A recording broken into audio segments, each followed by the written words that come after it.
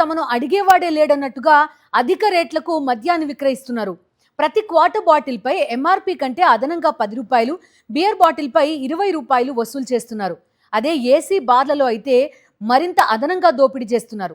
కూటమి నేతల కనుసన్నల్లోనే మద్యం రేట్లు ఇష్టానుసారం పెంచేసి మందుబాబుల జేబుల్ని ఖాళీ చేస్తున్నారనే విమర్శలు వ్యక్తమవుతున్నాయి.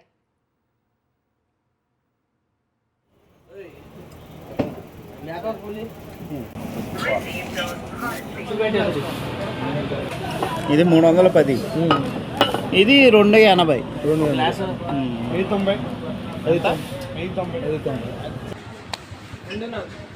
సరే చూడు ఎంత రేటు? 240 అన్నా. 220 ఉండగా 240 ఎలాగా? 10 పెరిగింది, 20 ఎలా పెరిగింది? సరే సరే, ఇంకో 10 కూడా పెంచారు. ఓకే కదా? ఎంత? ఇది ఉమ్మడి పశ్చిమ గోదావరి జిల్లాలో ఎల్లో లిక్కర్ సిండికేట్ కి సంబంధించి పూర్తి డీటెయిల్స్ అందిస్తారు మా కరెస్పాండెంట్ రాజు. లైవ్ లో జాయిన్ అవుతున్నారు. రాజు, చెప్పండి, ఎంత అధిక ధరకి విక్రయిస్తున్నారు? అంటే ఆ మత్తులో, లేకపోతే అప్పుడు వాళ్ళకి తాగాలనే ఆకాంక్షలో డబ్బుల గురించి పెద్దగా పట్టించుకోరు అనుకుంటున్నారా?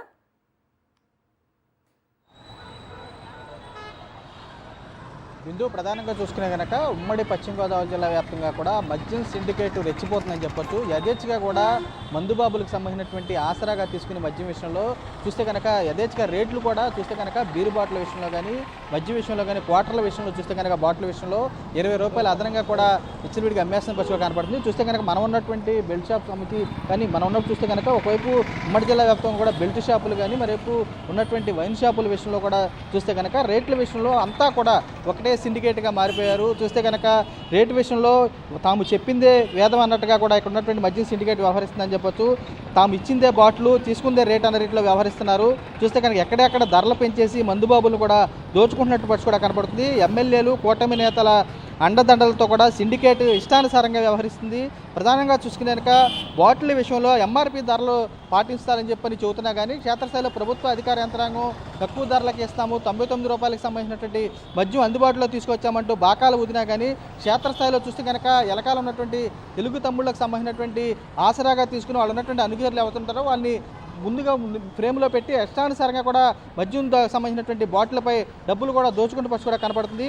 జిల్లాల వ్యాప్తంగా చూసిన కనుక చింతలపూడి కానీ, భీమవరం సంబంధించినటువంటి నియోజకవర్గాలకు సంబంధించినటువంటి అయితే చూస్తే కనుక జిల్లా హెడ్ క్వార్టర్ పశ్చిమ గోదావరి జిల్లాకు సంబంధించినటువంటి హెడ్ క్వార్టర్ భీమవరం కానీ, ఇటువంటి ఏలూరు జిల్లాకు సంబంధించి ప్రస్తుతం మనం హెడ్ క్వార్టర్లో ఉన్నాము. ఇక్కడ చూస్తే కనుక వైన్ షాపుల వద్ద కానీ ఇట్లు కానీ మందుబాబులు బారులు తిరుగుతున్న ధరలో వారి అవకాశాలని ఆసరాగా తీసుకుని విచ్చలవిడిగా కూడా దోచుకుంటున్న పరిస్థితి కనపడుతుంది. అంతా సిండికేట్ కావడంతో వాళ్ళు చెప్పిన ధరలకే మద్యం కొలాల్సిన పరిస్థితి కూడా ఏర్పడుతుంది.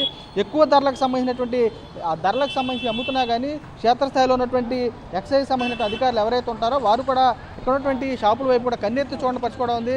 చూస్తే కనుక ఎవరైతే ఇక్కడ ఉన్నటువంటి సిండికేట్కి సంబంధించినటువంటి మాయాజాలం చేస్తున్నారో వారిపై కూడా కఠిన చర్యలు తీసుకోవాలని చెప్పి మందుబాబులు కూడా కోరుతున్నా. ఒకవైపు ప్రశ్నిస్తున్నా కానీ వీరిపై చర్యలు తీసుకున్నటువంటి నాదురే కరువైన పరిస్థితి కూడా కనబడుతుంది. Right Raju, thank you.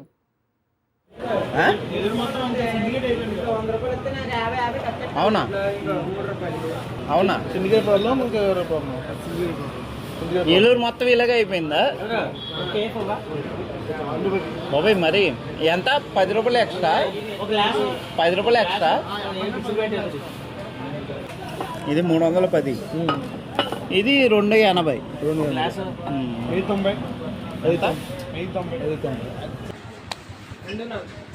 సరే చూడు ఎంత రేటు? 240 అన్నా. 220 ఉండగా 240 ఎలాగా? 10 పెరిగింది, 20 ఎలా పెరిగింది? సరే సరే, ఇంకో 10 కూడా పెంచారు. ఓకే కదా? ఎంత? ఇది